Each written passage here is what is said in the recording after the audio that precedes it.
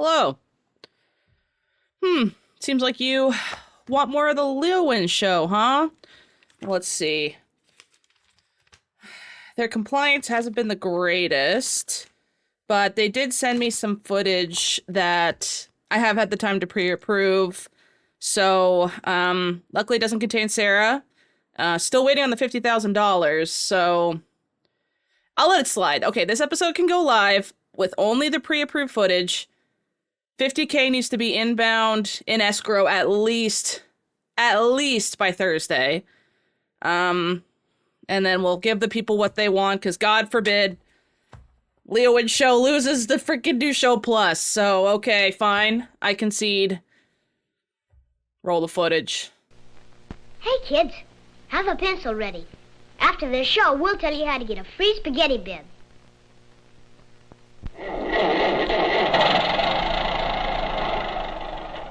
The mechanics are through. Must be lunchtime. Time for Campbell's pork and beans. Tender-hearted beans. With the bright, full flavor of Campbell's own tomato sauce cooked all the way through. Mmm, good. You'll lose your heart to Campbell's pork and beans. So look for the can with the hearts on the label. Buy Campbell's tender-hearted pork and beans.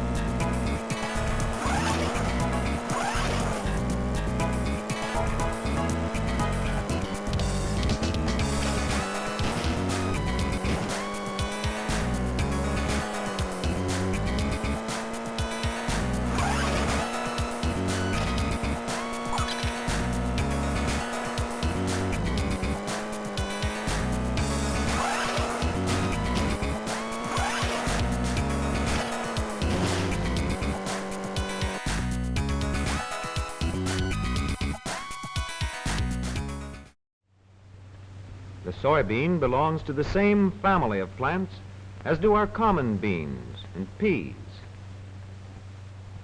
This Chinese farmer finds that his crop of beans is of a fine quality and ready for harvesting. There will be enough for his own family and some left to sell. The cultivation of soybeans was begun extensively in the United States about 1918. Since that time, it has been studied intensively by agronomists in several agricultural experiment stations. Experiments are carried on in small plots of soybeans to discover the best varieties of the hundreds known and the best methods of cultivation. Trained observers watch the plants in all the stages of their growth to see if the beans have desirable characteristics. This soil expert, Dr. Blake, is particularly interested in the soybean as a means of conserving the fertility of the soil. If used correctly, the soybean is a good soil builder. Like most legume plants, the soybean has the power of using the nitrogen in the air, provided the roots are well nodulated. These nodules contain bacteria, and it is these which convert the nitrogen of the air into a form that the plant can use. For this reason, the soybean is a valuable plant in crop rotation and soil conservation. These nitrogen-fixing bacteria may be grown in laboratories. These cabinets assure the proper temperature for growth. The tiny bacteria grow on a jelly medium which supplies them with the necessary nourishment.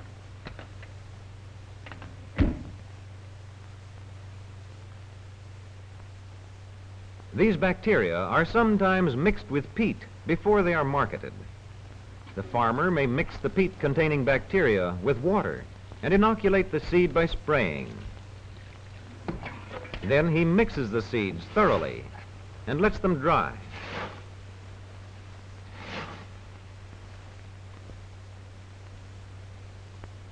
The agronomist keeps in very close touch with the actual work of the farmer. For this reason, he makes frequent visits to nearby farms.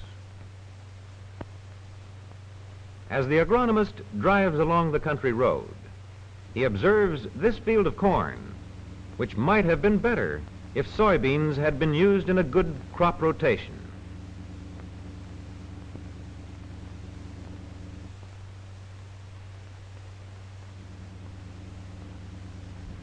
Good morning, Mrs. Hill. Good morning, Dr. Blake. Do you remember that sample of edible soybeans that you gave me last fall? Yes? This is our first mess. I'm glad that they turned out so well. Where can I find Bill this morning? I think he's mowing in the bean field, about a half a mile down the road. Thank you. Goodbye. Goodbye.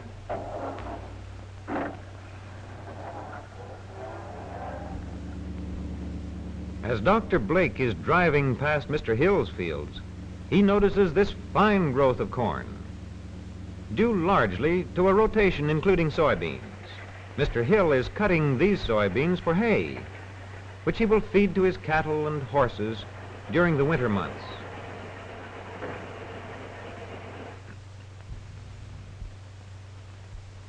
How's it going, Bill? Fair. The dew is a little bit heavy this morning, but the sun has dried it out now. It looks to me like a pretty good crop. I'd say you'd cut it at just the right time. If you had waited much longer, I'm afraid that the hay would have become stemmy and lost some of the leaves. Yes, and I hope that I can get it in before we have any more rain. Have you noticed my field of beans on the South 40? I saw your bean crop a couple of weeks ago. It looked promising then. Yes, they'll be ready for the combine in another month. A few weeks later, we find Mr. Hill harvesting his soybeans with a modern combine like that used for wheat and oats. The combine has done much to make the soybean a popular crop. The beans are cut and threshed all in one operation. The straw, containing much nitrogen, is scattered back on the land as fertilizer. When the hopper gets full, the beans are run into a waiting truck. The beans now start on their way to the local grain elevator.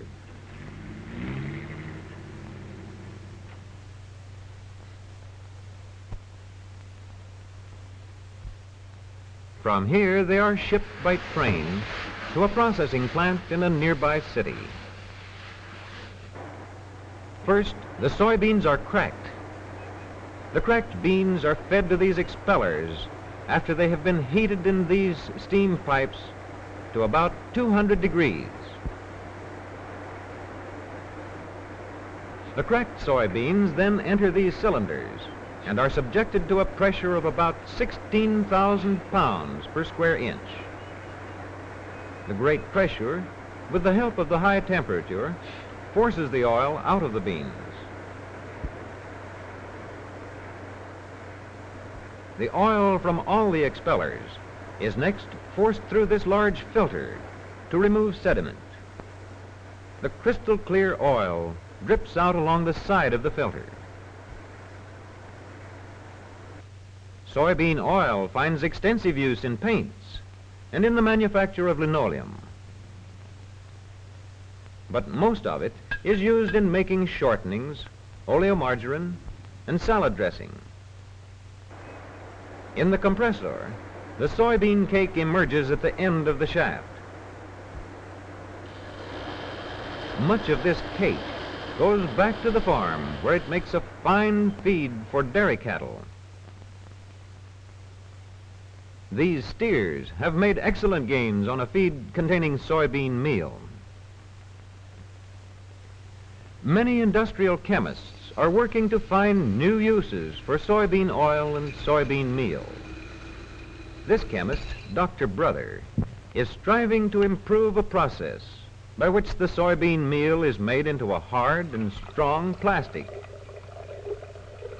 After long and tedious labor in the research laboratory, he may discover new procedures or new products which the engineering chemist can put into large-scale production. The chemist pours the soybean meal into this mechanical mixer.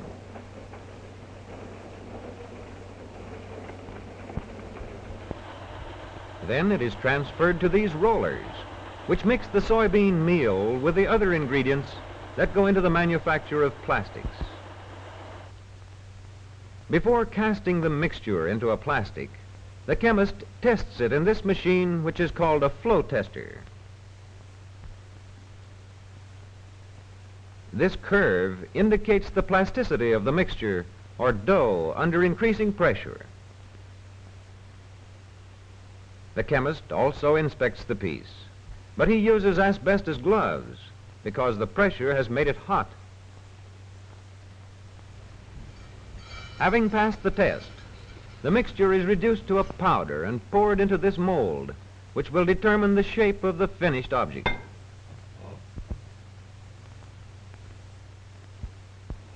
The mold is then placed in this hydraulic press. Here, the soybean meal is welded under a pressure of about 2,000 pounds per square inch and at a temperature of more than 300 degrees.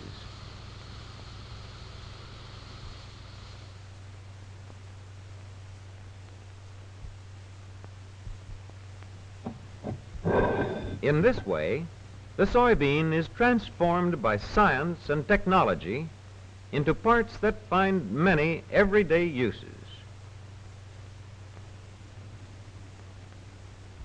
In research laboratories, the finished plastic products are subjected to innumerable tests. This flexural testing machine reveals the strength of the object. Thus, we are led to appreciate the relationship of modern science to agriculture on the one hand and industry to agriculture on the other. The agronomist strives to increase land productivity, while the chemist works to find new industrial uses for the products of the farm.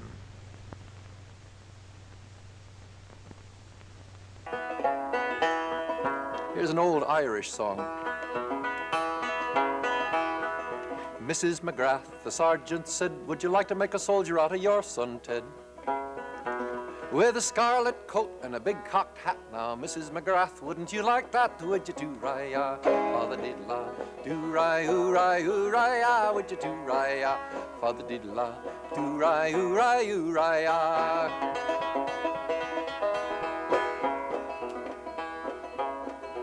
So Mrs. McGrath sat on the seashore for the space of 7 long years or more, till she spied a ship come a-sailing on the sea, hullabaloo, babaloo, and I think it is he. Would you do-ri-ya, fa-the-did-la, do-ri-oo-ri-oo-ri-ya, would you do-ri-ya, fa-the-did-la, do-ri-oo-ri-oo-ri-ya.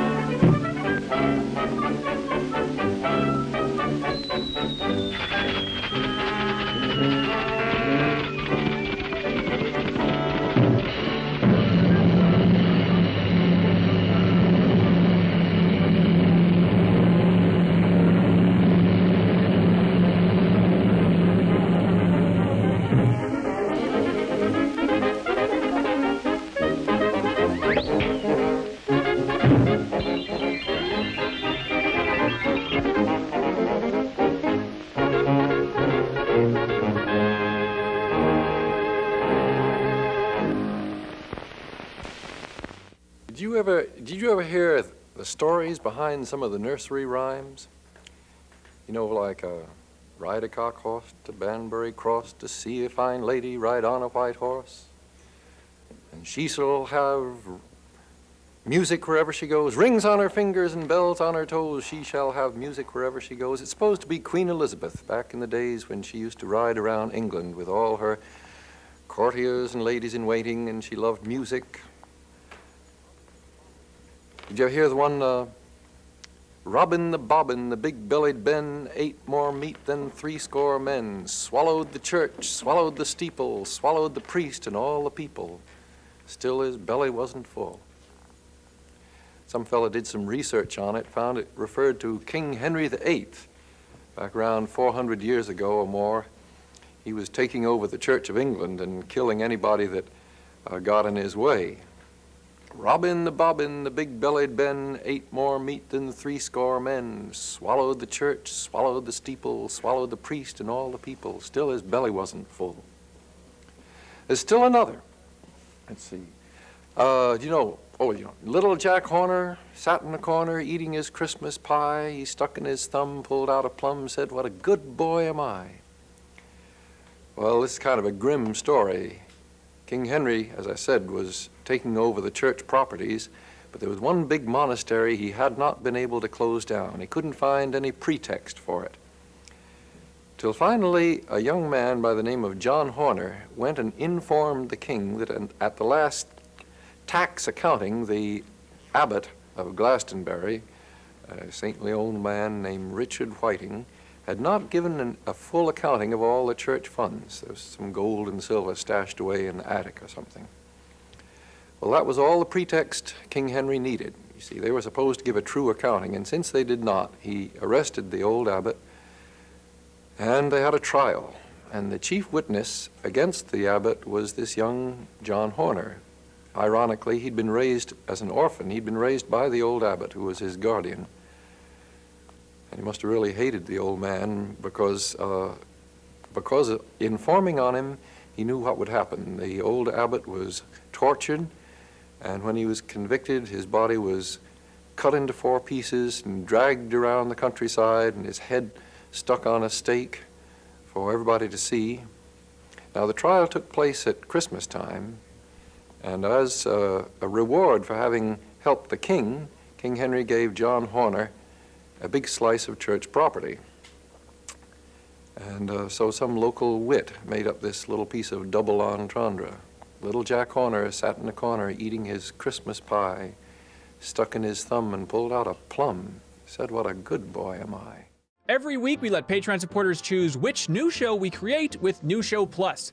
Should we create another episode of the show you just watched? Check out the biggest new game release? Get into Sea of Thieves? Create an exercise show? It is your call. So thanks to everybody who subscribes on YouTube or supports us over on Patreon. MinnMax exists because of you. As always, if you enjoy MinnMax content, any help telling a friend is appreciated.